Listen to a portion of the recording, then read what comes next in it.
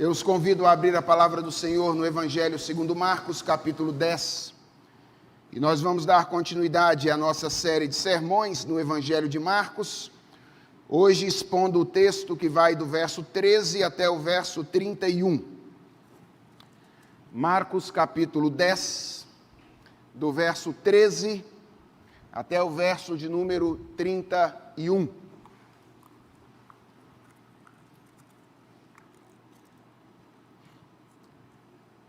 Se você perdeu algum dos últimos sermões da nossa série, vá ao nosso canal lá no YouTube, todos eles ficam gravados e você pode assim acompanhar de maneira mais organizada a nossa série de mensagens. Marcos, no capítulo 10, a partir do verso 13, diz o seguinte: Então trouxeram algumas crianças a Jesus para que as abençoasse, mas os discípulos os repreendiam. Jesus, porém, vendo isto, indignou-se e disse-lhes: Deixem que os pequeninos venham a mim, não os impeçam, porque dos tais é o reino de Deus. Em verdade lhes digo, quem não receber o reino de Deus como uma criança, de maneira nenhuma entrará nele. Então, tomando as crianças nos braços e impondo-lhes as mãos, as abençoava. Pondo-se Jesus a caminho, um homem correu ao seu encontro e, ajoelhando-se diante dele, perguntou-lhe: Bom mestre, que farei para herdar a vida eterna? Jesus respondeu: Por que você me chama de bom? Ninguém é bom a não ser um, que é Deus. Você conhece os mandamentos?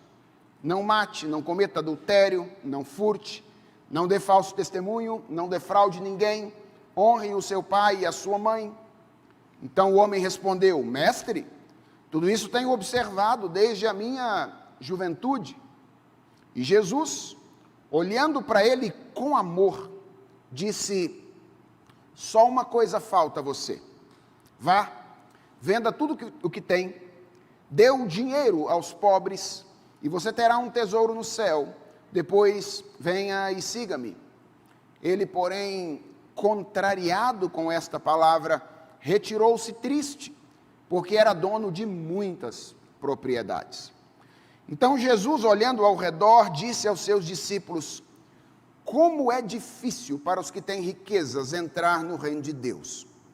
Os discípulos estranharam essas palavras, mas Jesus insistiu em dizer-lhes: Filhos, como é difícil entrar no reino de Deus. É mais fácil um camelo passar pelo fundo de uma agulha do que um rico entrar no reino de Deus. Eles ficaram muito admirados, dizendo entre si: Sendo assim, quem pode ser salvo? Jesus, olhando para eles, disse: Para os seres humanos é impossível, contudo não para Deus, porque para Deus tudo é possível. Então Pedro começou a dizer-lhe: Eis que nós deixamos tudo e seguimos o Senhor. Jesus respondeu: Em verdade lhes digo que não há ninguém que tenha deixado casa, irmãos, irmãs, mãe, pai, filhos ou campos por minha causa e por causa do Evangelho, que não receba já no presente 100 vezes mais casas, irmãos, irmãs, mães, filhos e campos com perseguições, e no mundo por vir receberá a vida eterna. Porém, muitos primeiros serão últimos, e os últimos serão primeiros. Vamos orar? Senhor, abençoa-nos enquanto nós meditamos na Tua palavra, porque nós somos seres carentes de Ti. Nós não podemos compreender a Tua palavra e, sobretudo, não podemos viver de acordo com a Tua palavra sem o auxílio do Teu Espírito. Por isso, nós encarecidamente rogamos ao Senhor que Tu nos acompanhes enquanto nós meditamos na Tua palavra nesta manhã e que nós enxerguemos além da mera letra, enxerguemos a glória do Senhor estampada nas páginas da Bíblia.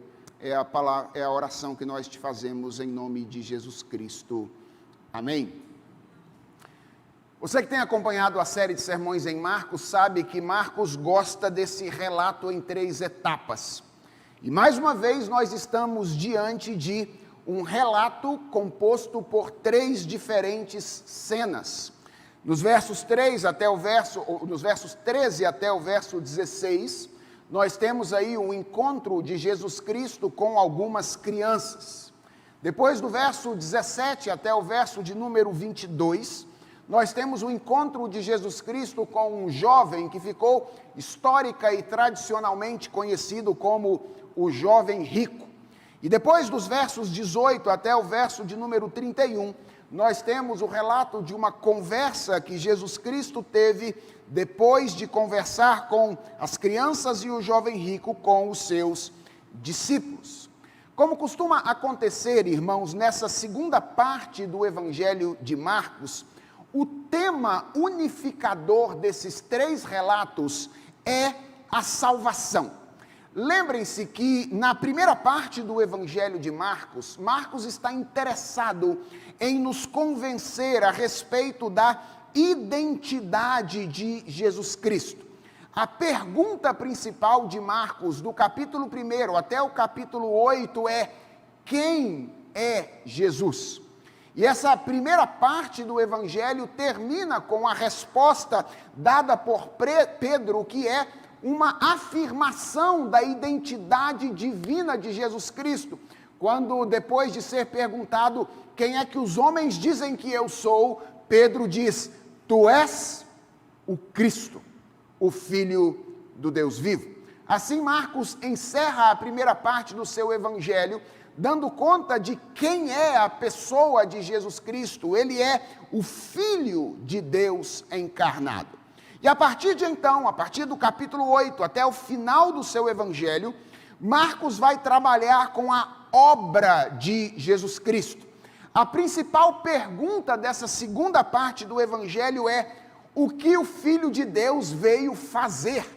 Qual é a natureza da sua obra? E a resposta que Marcos vai nos oferecer ao longo dessa segunda parte é que Jesus é o Rei que se fez servo e deu a sua vida em favor dos pecadores.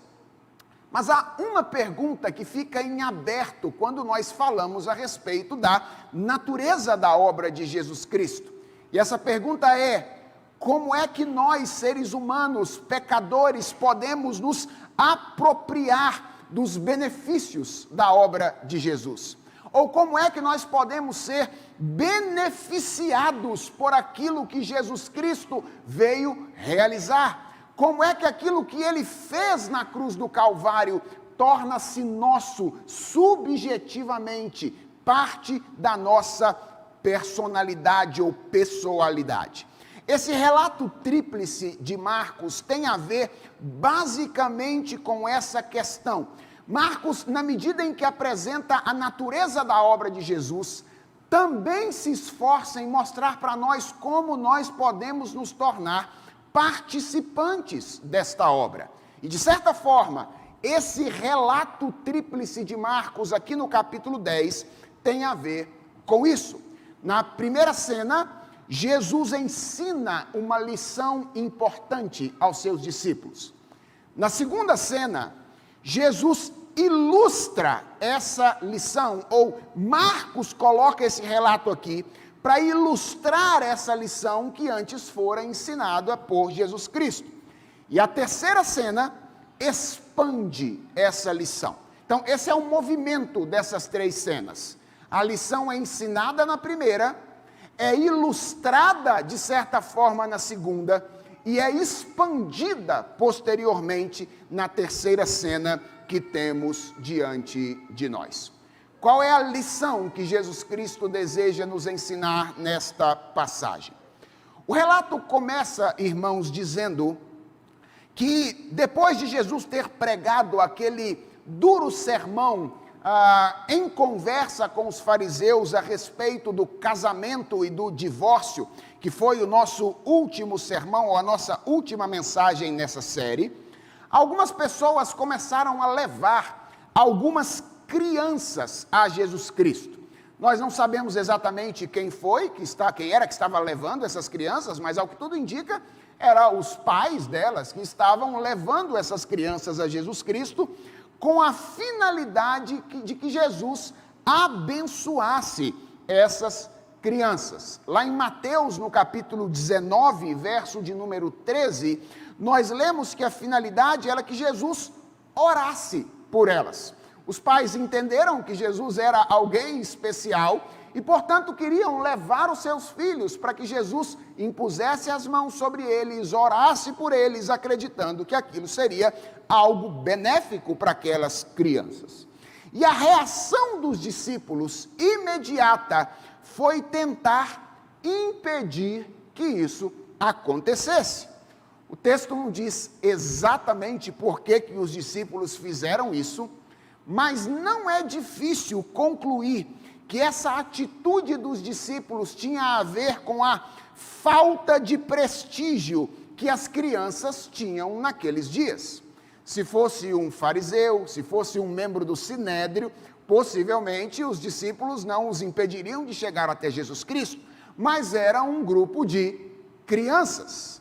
Vejam, irmãos, nós atualmente vivemos em uma sociedade que é um pouco diferente da sociedade na qual Jesus e os discípulos viveram. Hoje, ainda existe certo esforço para incluir as crianças na vida social. Mas, apesar disso, você é testemunha comigo que não é incomum que crianças sejam tratadas com menos deferência do que os adultos por causa daquilo que elas são. Quer um exemplo? Pense em quantas vezes você está conversando com um amigo, conversando com uma amiga, e o seu filho está próximo de você na conversa, e é a mesma coisa de que ele não estivesse. Ele não é incluído naquela conversa. E se ele é pequeno, às vezes ele precisa de atenção, então ele fica lá embaixo puxando a sua calça, para que você veja que ele está ali e quer alguma coisa, e quase sem perceber, você simplesmente diz: depois eu te atendo, menino, peraí, deixa eu conversar aqui, eu estou fazendo algo mais importante. Ou seja, nós temos essa tendência de tratar com menos deferência as crianças em relação aos adultos. Querem outro exemplo? Pensem na igreja. Quantas vezes, irmãos, nós imaginamos que não é preciso muito empenho no preparo de uma aula, no preparo de uma mensagem, ou então na organização de uma programação, porque afinal de contas é para as crianças. E crianças toleram qualquer coisa, não é verdade? Bota um filminho qualquer para elas, dá uma pipoca com um suco e você resolve todos os problemas. Às vezes é assim que nós olhamos para as crianças com menos deferência em relação aos adultos. E o fato é que, conscientemente ou não, os discípulos estavam trabalhando com um pressuposto semelhante. Eles estavam olhando para as crianças como pessoas sem importância e estavam tentando otimizar o tempo de Jesus, evitando que Jesus gastasse tempo com aquelas pessoas que não eram importantes. O texto não diz isso, mas eu fico imaginando ele chegando perto dos pais e dizendo: olha, não perturbem Jesus com isso, ele tem mais coisa para fazer. Olha, não perturbem Jesus com isso, ele tem pessoas mais importantes para atender. E o texto diz que Jesus se indignou. Eu acho interessante isso, porque Jesus vai ter contato depois com o jovem rico e depois com os discípulos mais uma vez. E nas outras duas, as expressões que Marcos usa são expressões que revelam amor, misericórdia de Jesus, tanto para com o jovem rico quanto para com os discípulos na segunda conversa. Mas nessa primeira conversa, Marcos apresenta Jesus Cristo indignado com aquilo que os discípulos estavam fazendo, impedindo as crianças de chegarem até ele. E Jesus, indignado, então, dá essa ordem aos discípulos. Ele diz: não impeçam que as crianças venham até mim. E talvez o mais importante seja a razão pela qual Jesus diz que elas não deveriam ser impedidas. Às vezes, olhando para esse texto, nós enfatizamos muito essa questão de impedir as crianças, impedir as crianças, impedir as crianças. Mas o mais importante na passagem é a razão que Jesus dá. E a razão que ele dá é: porque o reino de Deus é delas. Irmãos, o que Jesus queria dizer quando ele faz essa afirmação? Que o reino de Deus pertence às crianças. Eu acredito que Jesus está dizendo basicamente duas coisas aqui. A primeira é que existe salvação para as crianças. Existe salvação para as crianças. Irmãos, nós temos, além da tendência de tratar as crianças com menos deferência do que os adultos, uma tendência enorme de menosprezar o universo infantil. Nós temos uma tendência enorme de menosprezar, por exemplo, os medos que as crianças experimentam, os problemas que as crianças enfrentam, as conquistas que as crianças obtêm. Às vezes nós olhamos para essas coisas como se elas fossem algo de menor importância, e eu quero dizer a vocês que isso é um erro. Deixa eu fazer uma pergunta para você. Quando foi na sua vida que você se sentiu menos humano do que você é hoje? Quando você era pequeno e tinha seus 4 ou 5 anos de idade, você se sentia menos humano do que você é hoje, quando você tem os seus 30, 40, 50 ou 60 anos de idade? Sabe por que você nunca se sentiu menos humano do que você se sente hoje? Porque você nunca foi menos humano do que você é hoje. Desde que você nasceu, você é um ser criado à imagem e semelhança de Deus, com todos os direitos e deveres que advêm dessa condição. Crianças são pessoas plenamente humanas desde sempre. E sabe o que significa isso? Significa que, da perspectiva espiritual, o pecado é um problema real para as crianças. Não menospreze isso. Os seus filhos são pecadores. Não importa quantos anos eles tenham. A Bíblia diz que eles nasceram em pecado. Eles foram concebidos nessa condição de pecado. O pecado não é um problema apenas depois dos 7 anos ou apenas depois dos 12 anos, como algumas pessoas dizem, que é quando as crianças chegam à idade da razão. Isso não é bíblico. Isso não é bíblico. A Escritura diz que o pecado é um problema para as crianças desde sempre. E o que Jesus está dizendo nessa passagem, ao dizer que o reino de Deus pertence às crianças, obviamente não é exclusivamente a elas, mas é também a elas, é que a dádiva da salvação é real para as crianças. Ouça o que eu vou te dizer agora. Crianças não precisam crescer para serem salvas. Elas não precisam crescer para se encontrarem com Jesus Cristo. Elas podem ser salvas com a idade que têm. Elas podem se encontrar com Jesus Cristo com a idade que elas possuem. Não é isso que nós pensamos na maioria das vezes. Nós sempre olhamos no trabalho que fazemos em relação às crianças como um trabalho para o futuro. Não é assim que a gente diz? As crianças são o futuro da igreja. Como se elas precisassem chegar à idade adulta para então experimentar aquilo que nós experimentamos na comunhão com Jesus Cristo. O que ele está dizendo é: o reino dos céus pertence às crianças. Ou seja, Jesus não salva apenas adultos. Jesus salva crianças também. Crianças, eu quero falar especificamente com vocês nesse momento. Vocês não precisam crescer para serem cristãos verdadeiros. Se vocês confiarem em Jesus Cristo, se vocês acreditarem naquilo que Jesus diz sobre vocês, que vocês são pecadores e que vocês precisam dele para obterem a salvação, vocês não precisam esperar para serem amigos de Jesus Cristo e estarem salvos e obterem a vida eterna. Jesus Cristo pode te dar isso hoje, criança, se você de fato pedir a ele que perdoe os seus pecados e te dê a fé verdadeira que você precisa para ser salvo de uma vez por todas.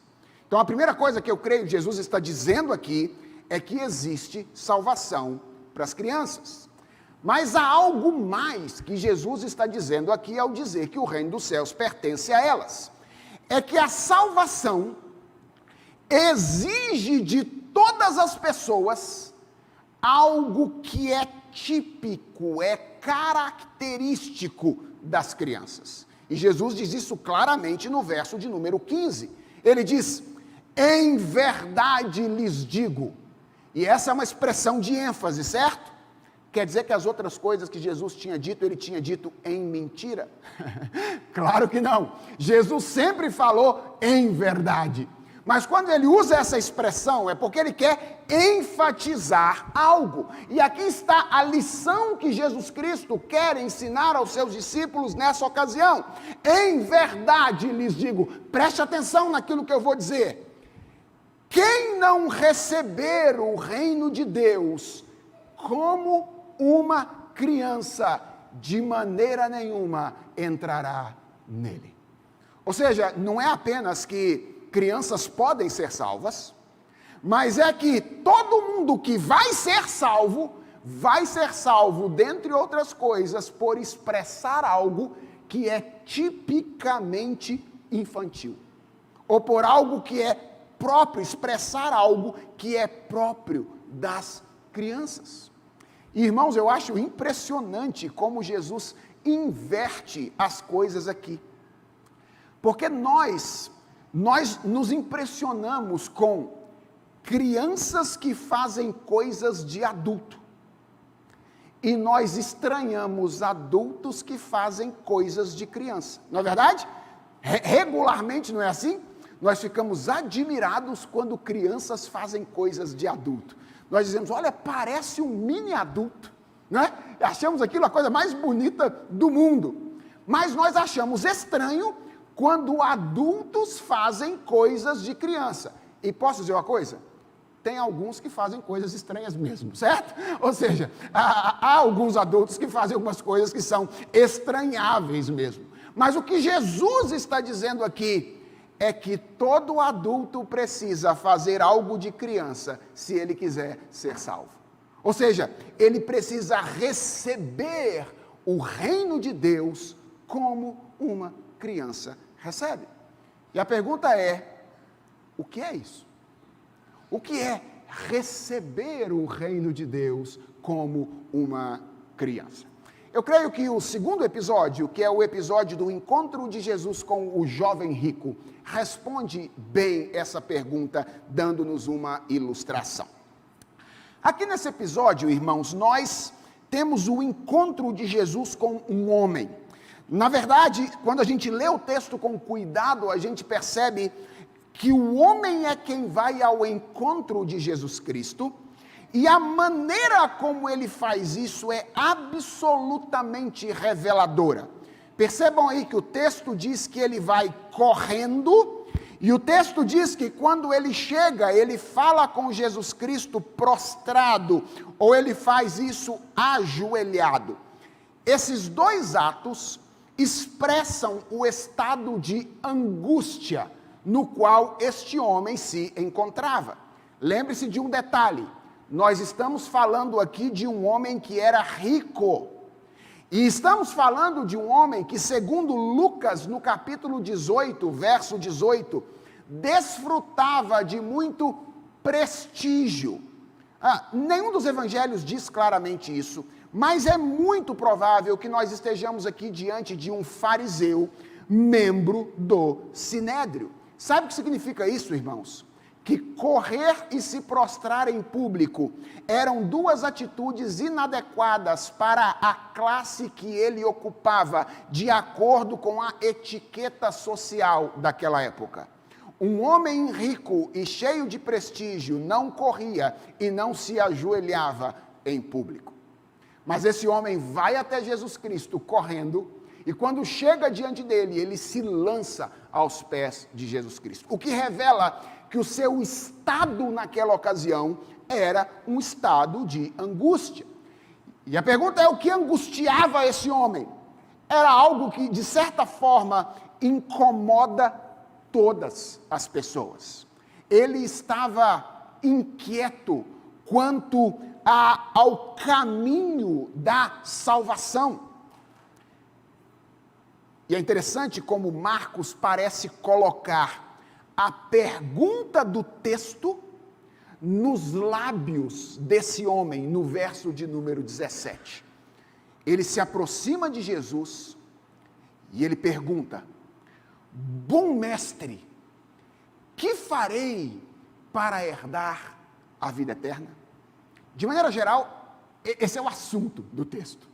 Mas Marcos coloca isso nos lábios deste homem. Jesus havia dito: quem não receber o reino como uma criança, não vai entrar no reino de Deus. E agora nós temos um homem se aproximando de Jesus e perguntando: bom mestre, que farei para herdar a vida eterna? Irmãos, entendam bem o que está acontecendo aqui. Essa não é a pergunta de alguém para quem a vida não sorriu, certo? Não é a pergunta de um homem desfavorecido, que está experimentando mais uma tragédia na vida. Não. Percebam, essa não é a pergunta de um louco desvairado, que vivia de maneira desregrada, e de repente se descobre no fundo do poço e cai em si. Não, essa é a pergunta de um homem jovem, rico, cheio de prestígio e que tinha uma vida moral invejável, daqueles que todo pai queria para casar com a sua filha. Sabe, se alguém tivesse que escolher, diria: olha, casa com esse aí, jovem, rico, cheio de prestígio e com uma vida moral invejável, mas que, apesar de possuir tudo o que possuía, vivia inseguro quanto àquilo que era o mais importante, que era o seu destino eterno, o destino da sua alma. E, irmãos, aqui nós temos uma lição importantíssima que eu creio nós precisamos aprender. Alguém pode ter tudo e, ao mesmo tempo, ter nada. Essa pode ser a sua condição. Você pode olhar para a sua saúde, para a sua conta bancária, para os seus relacionamentos, para o seu trabalho, para a sua história e dizer: eu tenho tudo. E, ao mesmo tempo, quando você coloca a sua cabeça no travesseiro para dormir, a sensação de vazio no coração mostra para você que, embora você tenha tudo, você de fato não tem nada. E eu posso dizer uma coisa a vocês: talvez haja mais pessoas nesta condição nos dias de hoje do que nós imaginamos.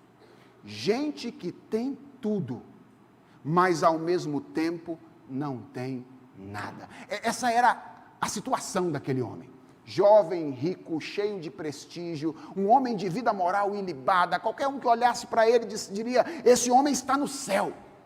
Mas que no coração não conseguia experimentar a segurança quanto à sua salvação. E Jesus responde a esse homem de maneira absolutamente imprevisível. E, irmãos, eu creio que a resposta que Jesus dá a ele aqui deve nos fazer refletir sobre o que nós dizemos às pessoas quando nós pregamos o Evangelho. Se coloque no lugar de Jesus. Imagine que esse homem tenha chegado perto de você e tenha feito essa pergunta, que é a pergunta que todo evangelista gostaria de receber. Imagina que o seu colega no trabalho chega para você e pergunta: viu, Mirela, o que eu preciso fazer para herdar a vida eterna? Viu, Lucas, o que eu preciso fazer para herdar a vida eterna? Imagina que isso aconteça com você. Essa é a pergunta que todo evangelista deseja que alguém faça. Pergunta: o que você responderia? Eu suspeito que nós diríamos algo do tipo: você precisa aceitar a Jesus. Ou então, talvez a gente diria: você precisa receber a Jesus em seu coração. Assim, algumas frases que certamente dizem alguma coisa para a gente, mas que podem ser interpretadas de maneiras diversas à luz daquilo que as pessoas ouvem. E sabe o que é mais importante? É que esse é o tipo de frase que diz a respeito do aspecto positivo do que as pessoas devem fazer, mas nada diz a respeito do aspecto negativo daquilo que elas devem fazer. E isso faz com que as pessoas imaginem que Jesus é só alguma coisa que ela precisa adicionar à vida delas, e não algo que transforma da água para o vinho a vida delas. E elas então dizem: ora, se é continuar sendo como eu sou e apenas dizer que recebo Jesus Cristo no meu coração, eu aceito Jesus Cristo. Se é simplesmente continuar vivendo como eu vivo e dizer eu aceito a Jesus, então, isso é a coisa mais fácil do mundo. Eu aceito a Jesus e eu então recebo a vida eterna. Irmãos, veja como Jesus responde esse homem de maneira absolutamente imprevisível. Ele recebe a pergunta e ele devolve uma pergunta acompanhada de uma afirmação reflexiva, que parece ser um absoluto desvio. Jesus olha para ele e diz assim: por que você me chama bom? Ninguém é bom a não ser um, que é Deus. Você olha isso e diz assim: Jesus está fugindo do assunto. Não era essa a pergunta. A pergunta era: como é que eu faço para herdar a vida eterna? E Jesus olha para aquele homem e diz: por que você me chama bom? Quer discutir agora o conceito de moralidade, o conceito de bondade. Apenas parece que Jesus está fugindo do assunto, mas na verdade o que Jesus está fazendo aqui é ler aquele homem através das suas próprias palavras e introduzir o tema sem o qual a conversa nunca poderia progredir para o desfecho adequado. Nunca. E eu quero que você perceba um detalhe.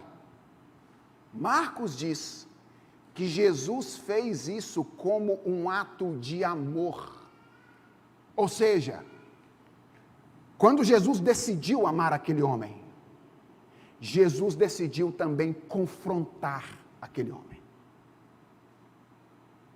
Na nossa cabeça, quem confronta não ama. Muitas vezes a gente olha e diz assim: fulano não me ama porque ele não me apoiou naquilo que eu queria fazer. Atenção, uma das maiores manifestações de amor é dizer que aquilo que você está querendo fazer vai levar você para o buraco. Portanto, o confronto é uma grande manifestação de amor. E não existe pregação do Evangelho que não passe pelo confronto. O Evangelho precisa confrontar as pessoas no lugar onde elas estão. E Jesus quer introduzir o tema que será tema necessário para o confronto naquele homem.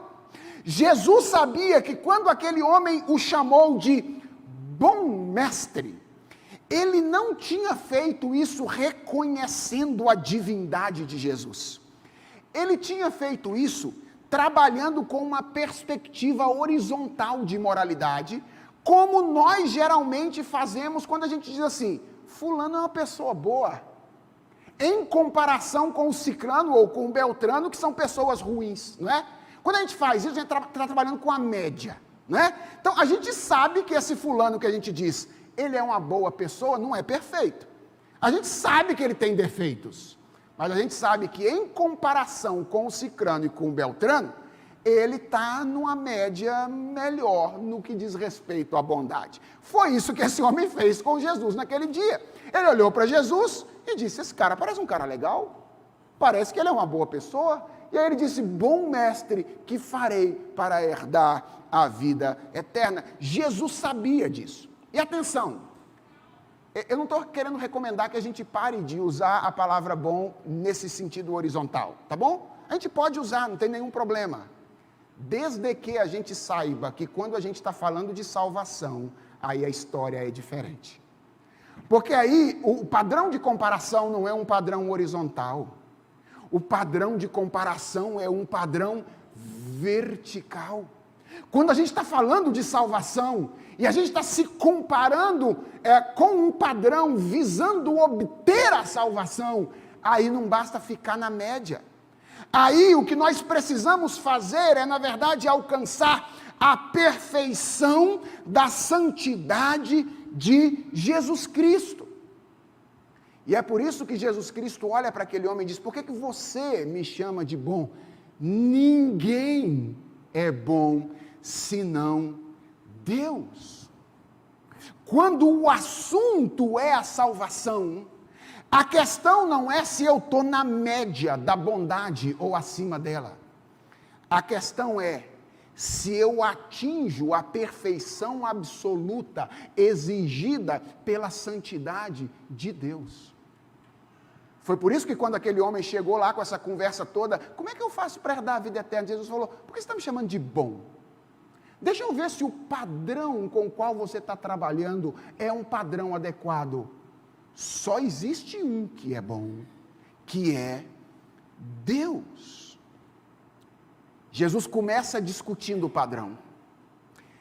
E estabelecido o padrão, ele propõe. Vamos falar sobre você? Já que você está perguntando como é que você faz para herdar a vida eterna, estabelecido o padrão, vamos falar sobre você? Você conhece os mandamentos? E aí Jesus enuncia os 6 últimos mandamentos que dizem respeito à relação nossa com o nosso próximo, aquilo que a gente convencionou chamar como a segunda tábua da lei. Não matarás, não adulterarás, não dirás falso testemunho, não cobiçarás, que entra aí como defraudar, não é? Todos os 6 mandamentos são mencionados de certa forma por Jesus Cristo aí. Você conhece os mandamentos. E aquele homem olha para Jesus e responde sem maiores dificuldades. Ele diz, Jesus, se esse é o ponto, deixa eu te dizer uma coisa, eu estou bem. Porque eu tenho observado esses mandamentos desde a minha juventude.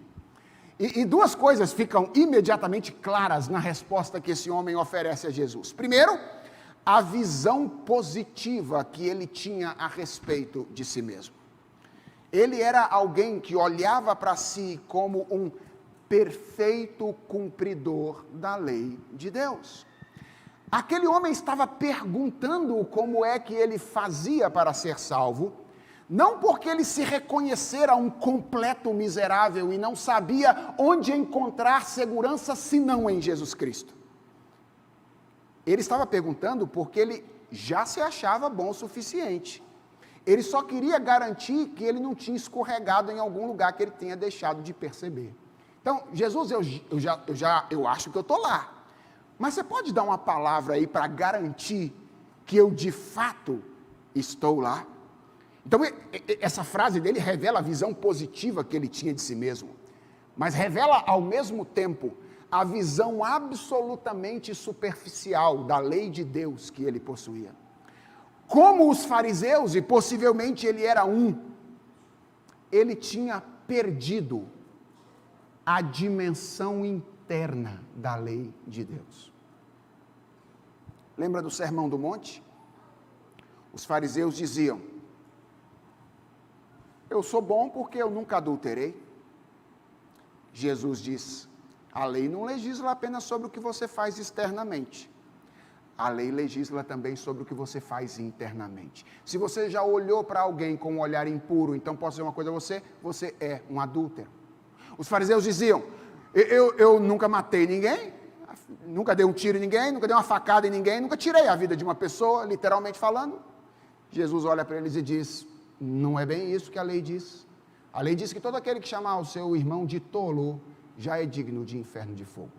A lei legisla sobre as nossas motivações e não apenas sobre as nossas ações. Portanto, as palavras desse homem mostram quão superficial era a visão dele a respeito da lei de Deus, que o permitia dizer: eu sou bom. E é nesse ponto, irmãos, que Jesus me impressiona ainda mais. Nós temos um Salvador impressionante. Sabe por quê? Porque Marcos diz no verso 21, que depois disso, Jesus olha para esse jovem com amor. Irmãos, eu não teria conseguido fazer isso. Eu confesso, eu não teria conseguido fazer isso. Eu, no lugar de Jesus, teria dito assim: meu filho, você não sabe absolutamente nada do que é a lei de Deus. Eu já preguei um sermão sobre isso. Vê se alguém tem uma anotação aí. Pega. Vê lá a parte que eu falei sobre os mandamentos: não adulterarás, não matarás. Depois você volta para conversar comigo. Eu teria perdido a paciência com esse menino de imediato. De imediato.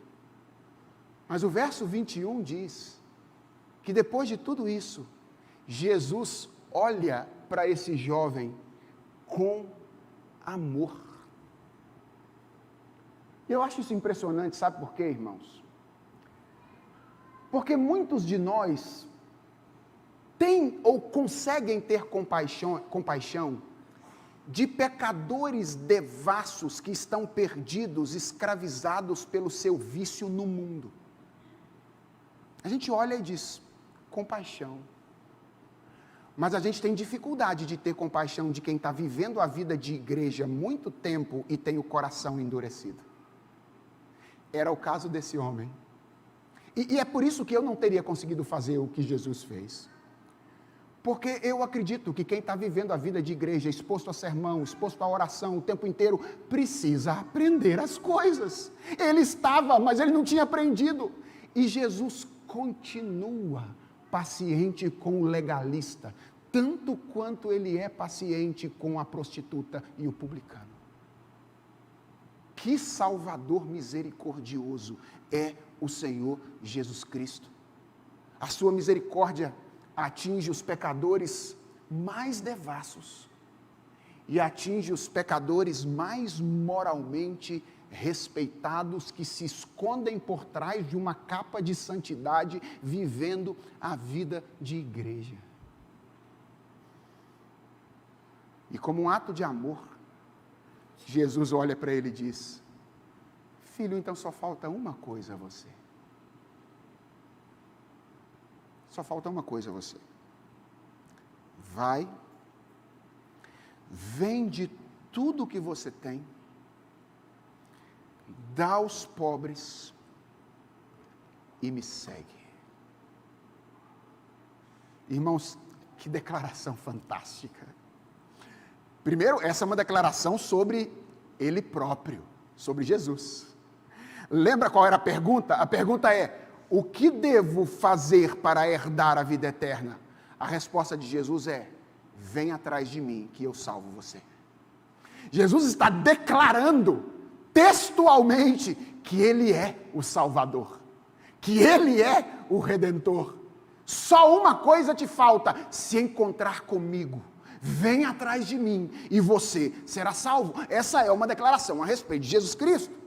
Em segundo lugar, é uma declaração a respeito do lugar que Jesus Cristo deve ocupar na vida de alguém que deseja ser salvo, do tipo de relação com Jesus que alguém precisa ter para herdar a vida eterna.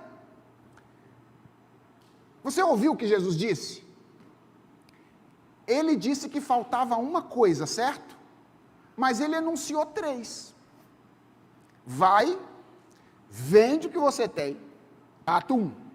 Dá aos pobres, ato 2. Vem e me segue. Pergunta: falta uma ou faltam 3? Falta uma. Se Jesus disse que falta uma, falta uma. É seguir a Jesus.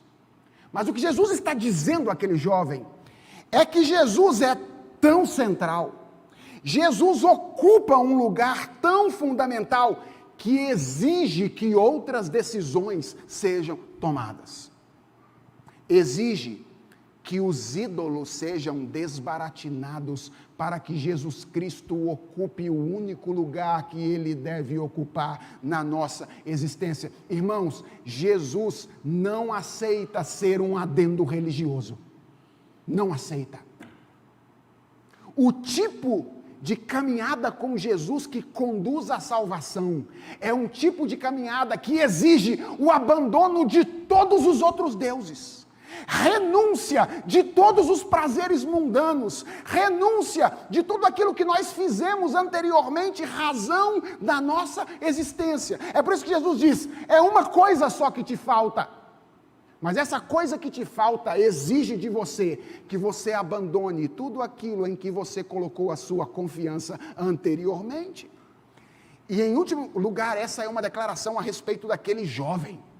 O que Jesus está fazendo aqui, meus irmãos, ao proferir essas palavras, é uma cirurgia de coração a céu aberto.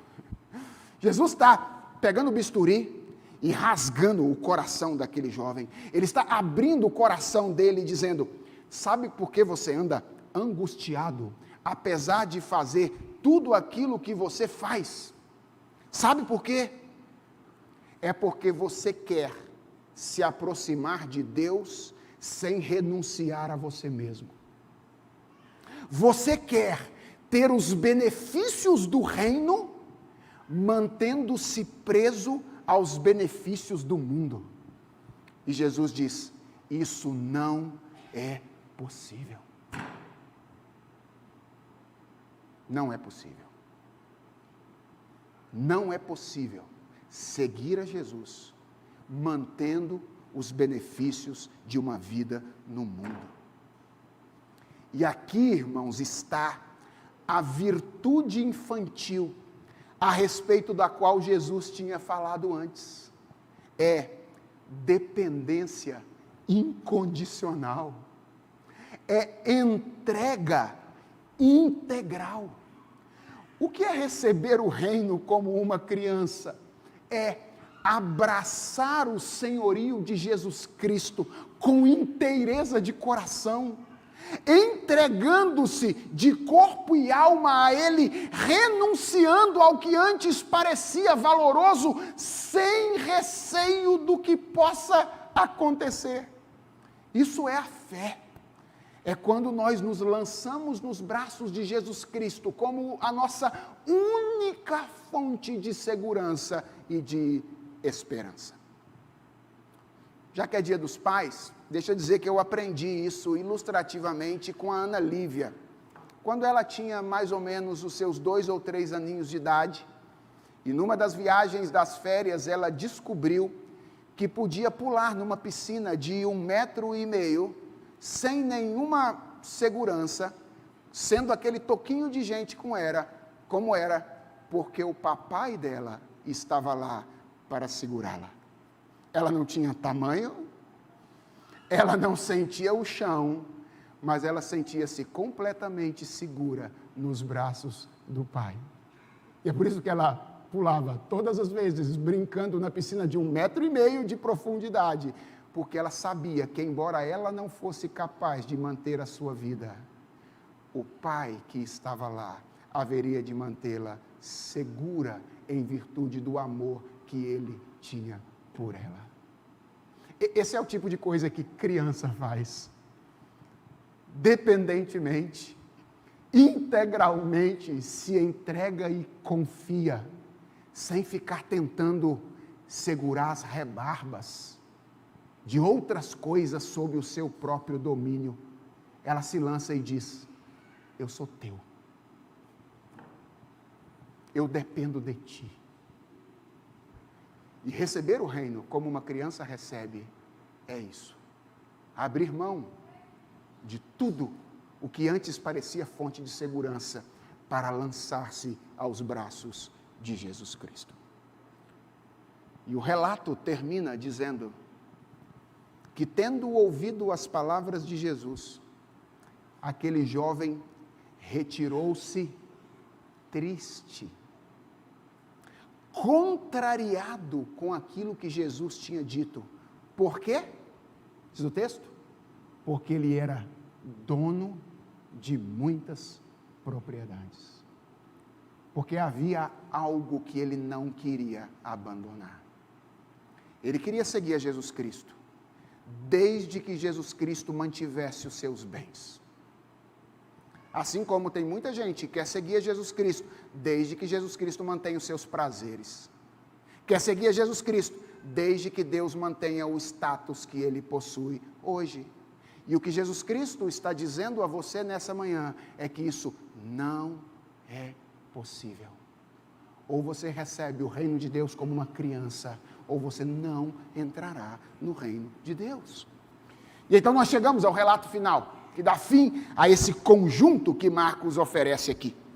Jesus está com os discípulos, depois da saída do jovem, e ele olha para aquilo que aconteceu e então faz uma exclamação, ele diz: como é difícil para os que têm riquezas entrar no reino de Deus.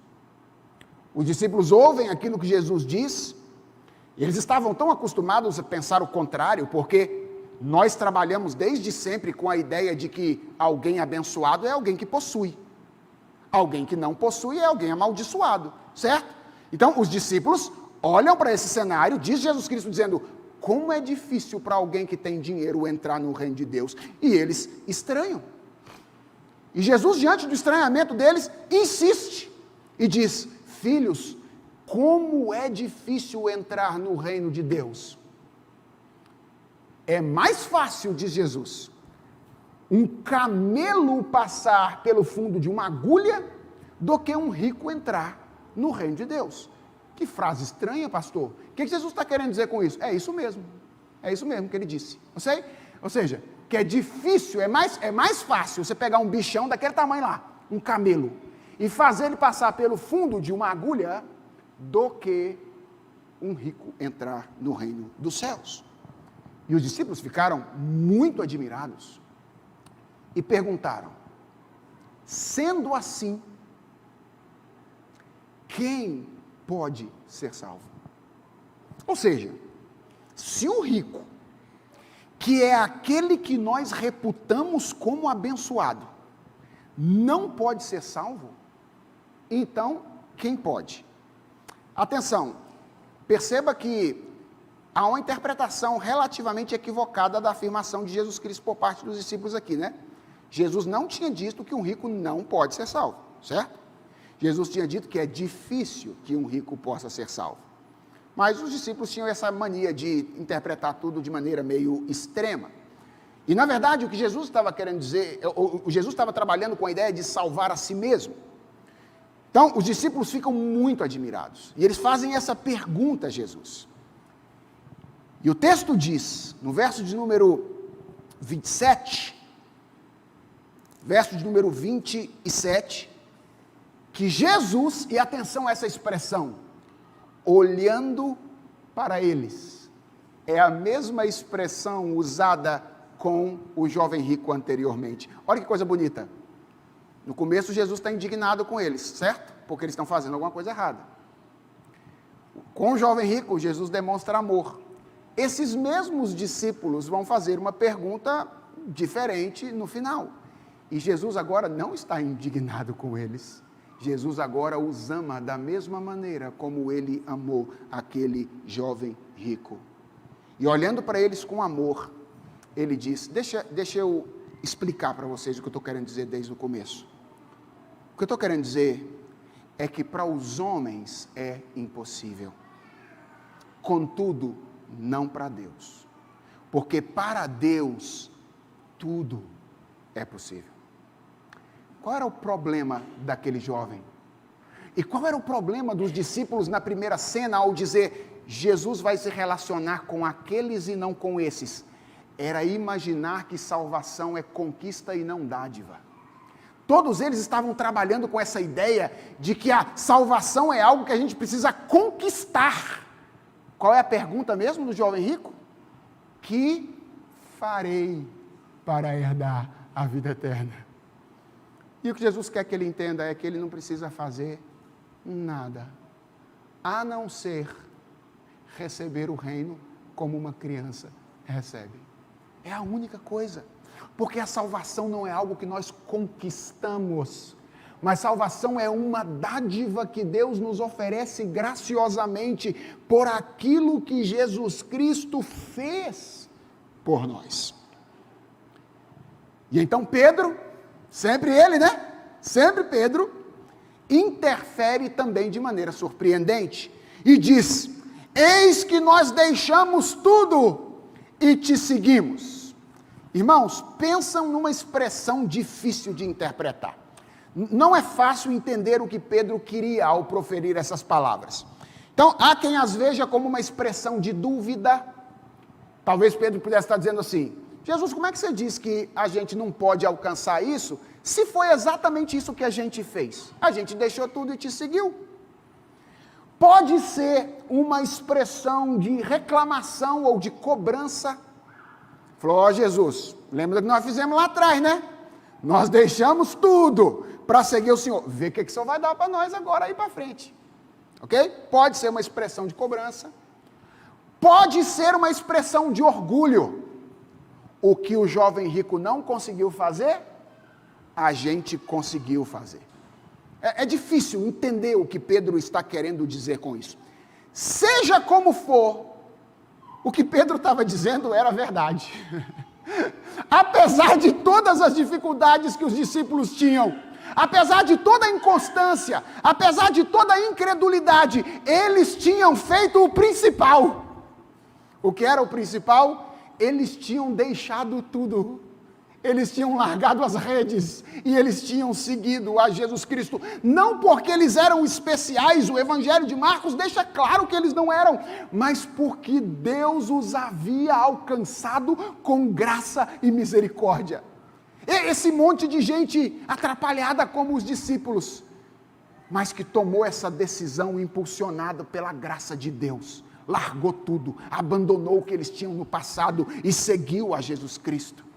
E então Jesus responde dizendo, com uma resposta também enigmática: em verdade lhes digo que não há ninguém que tenha deixado casa, irmãos, irmãs, mãe, pai, filhos ou campos por minha causa e por causa do Evangelho, que não receba já no presente 100 vezes mais casas, irmãos, irmãs, mães, filhos e campos. E para resolver o nosso problema com a teologia da prosperidade, Jesus insere: com perseguições, e no mundo por vir receberá a vida eterna. Irmãos, a maneira como a gente interpreta essas palavras de Jesus vai depender da maneira como a gente interpreta o dito de Pedro, certo? Então, eu não quero fechar a questão. Mas eu quero que você perceba que o que Jesus está dizendo aqui apresenta o paradoxo do reino de Deus. Nessas palavras, Jesus deixa claro que quem recebe o reino, ou seja, quem segue a Jesus, ao mesmo tempo, perde tudo e ganha tudo. É isso que Jesus está dizendo aqui. Não tenha medo de perder tudo por causa de Jesus. Porque o reino é paradoxal. No reino, quando você perde tudo, é aí que você ganha tudo.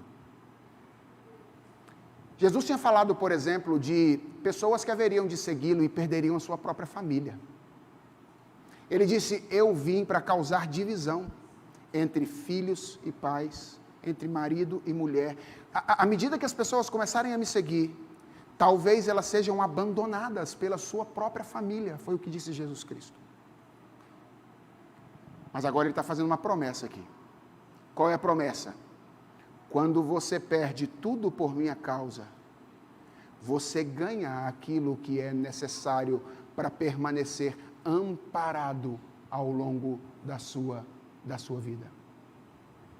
E talvez existam pessoas entre nós que tenham essa experiência, que tenham perdido família por causa de seguir a Jesus Cristo, mas que possam dizer entre nós: eu ganhei família ainda maior. Ele não me abandonou. Ele me mantém seguro em suas mãos. E Ele haverá de me levar até a eternidade por meio desse reino paradoxal. Paradoxo que é expresso por Jesus no verso 31, né? Ele termina dizendo: porém muitos serão últimos, e os últimos serão primeiros. E essa afirmação enigmática aí? Eu creio que o que Jesus está dizendo aqui é que a maneira como Deus dispõe as coisas no reino inverte a nossa lógica e a nossa expectativa. O homem que no começo parecia estar muito próximo do reino, jovem, rico, prestigiado, com vida moral ilibada, irretocável, termina fora do reino. E aqueles que começam e que pareciam estar fora do reino, pelo menos para os discípulos, as crianças, se transformam elas no exemplo maior para os próprios discípulos e para todos aqueles que querem ser salvos nesta passagem. Porque no reino de Deus, irmãos, não conta esse negócio de dinheiro, influência, quantidade de prazer que alguém possa experimentar. Sabe, tudo isso é como viver de dinheiro de banco imobiliário, sabe? Você chega lá no banco, pega todo o dinheiro de banco imobiliário que você tem, chega lá e fala: vem aqui abrir uma conta. E o cara vai rir da sua cara. É isso que vai acontecer com todos aqueles que estiverem vivendo com base em prazer, dinheiro e influência do lado de cá da eternidade. Não é que essas coisas sejam ruins em si mesmas, mas é que elas são colocadas no lugar quando o principal ocupa o seu lugar. Quando elas funcionam como principal, elas estragam a nossa vida. Mas quando Jesus Cristo está no lugar certo, e nós estamos lançados aos seus braços como quem depende exclusivamente dele, aí todas as outras coisas se encaixam e a gente pode desfrutar delas com maior naturalidade. Deixa eu fazer uma pergunta a você, com a qual eu quero encerrar a minha mensagem nessa manhã. Qual é a coisa a qual você tem tendência a se apegar e que você precisa abandonar de uma vez por todas para que Jesus Cristo reine soberano no seu coração?